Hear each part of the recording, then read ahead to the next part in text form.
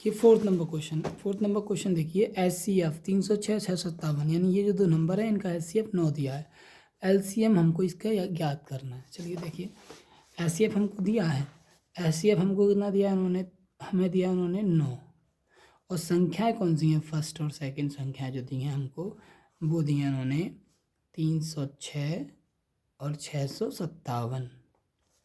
अब हमको LCM निकालना है, तो हमने एक फार्मूला पढ़ रखा है, हम उसी फार्मूला के द्वारा इसको कर देंगे। जैसे पहली संख्या गुणा दूसरी संख्या बराबर HCF गुणा LCM। तो यहाँ से देखिए, पहली संख्या हो जाएगी 306 और दूसरी संख्या हो जाएगी 657। HCF हो गया आपका 9 और LCM हमको यहाँ से निकालना है। अब LCM निकालना है तो ये वाला जो नंबर गुणा में यहाँ भाग में चला जाता है, तो LCM बराबर हो जाएगा 306 गुणा में 657 बटे में 9। तो LCM जब हम निकालेंगे तो ये डिवाइड होकर आ गया, इसको काट लो, 306 मल्टीप्लाई 9 सत्ते 63 और बचा 2 27, 9 3 27। तो LCM बराबर हो जाएगा तुम्हारा, इनका जो उनको गुणा करने के पश्चात 3 इसकी डिजिट हो जाएगी। तो मैं अभी बताता हूँ, इसका हो जाएगा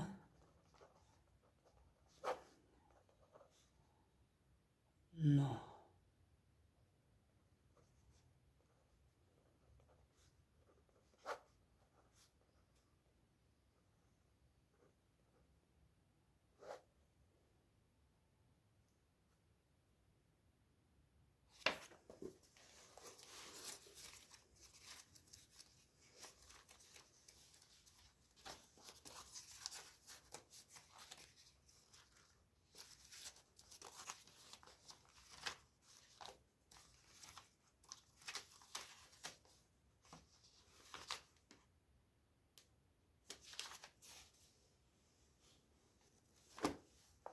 तो इसका आपका जो मल्टीप्लाई करके आएगा, गुणा करके, वो हो जाएगा 22 3 3 8।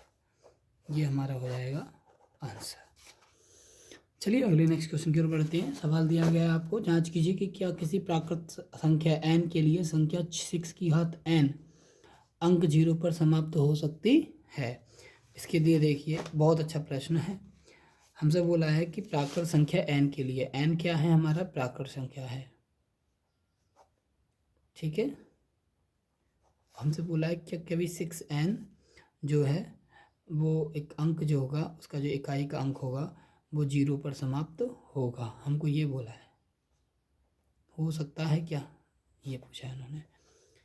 तो हमको यह सॉल्व करने के लिए देखिए ज़रा, चूँकि जिस 6 के जो अभाज्य गुणनखंड है, 6 के अभाज्य गुणनखंड कितना है, 2 गुणा 3 है, यही है ना, सही है। देखिए सही है, अगर हम यहाँ पे 1 रखें 2 रखें n की जगह, तब भी ये देखिए, अभी और समझिए। जैसे चूँकि हम जानते हैं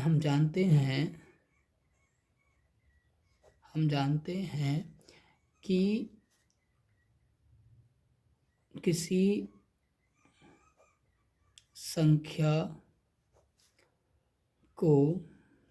संख्या का इकाई का अंक होने के लिए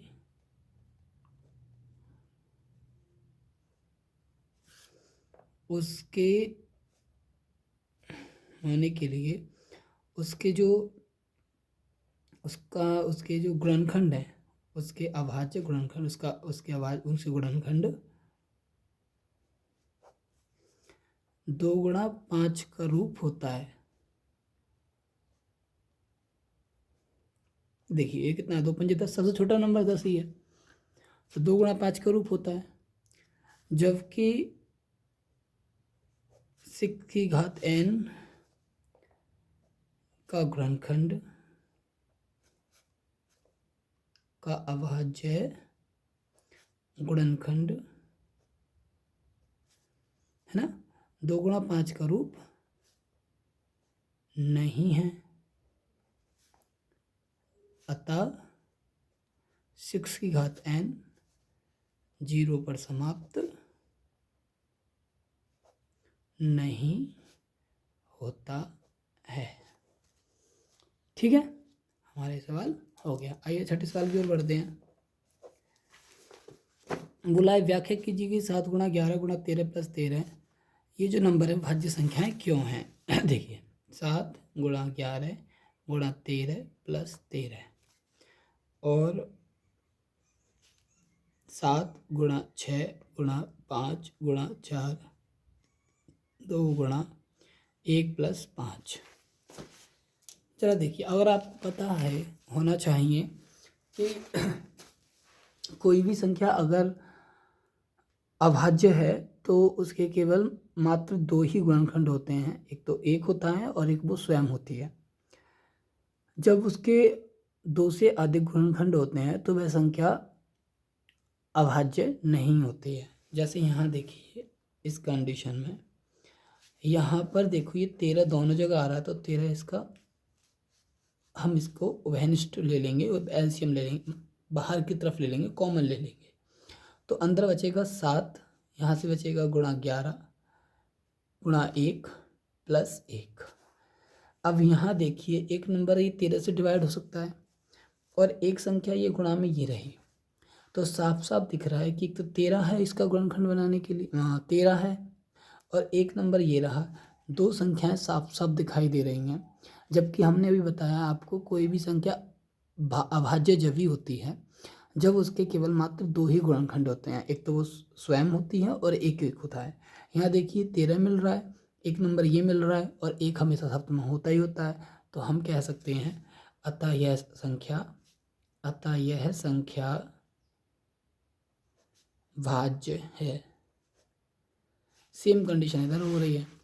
देखिए यहाँ का जो कॉमन मिल जाएगा हमको 5 मिल जाएगा गुणा में। देखो यहाँ 7 गुणा 6 गुणा यहाँ 1 हो जाएगा गुणा 4 गुणा 3 गुणा 2 गुणा 1 प्लस में यहाँ भी 1। देखो एक नंबर तो ये रहा और एक संख्या पूरी ये रही, तो ये भी क्या है, अतः यह संख्या भाज्य है। आशा करता हूँ दोस्तों अच्छे से आपको समझ में आया होगा। चलिए 7वें नंबर सवाल की ओर बढ़ते हैं।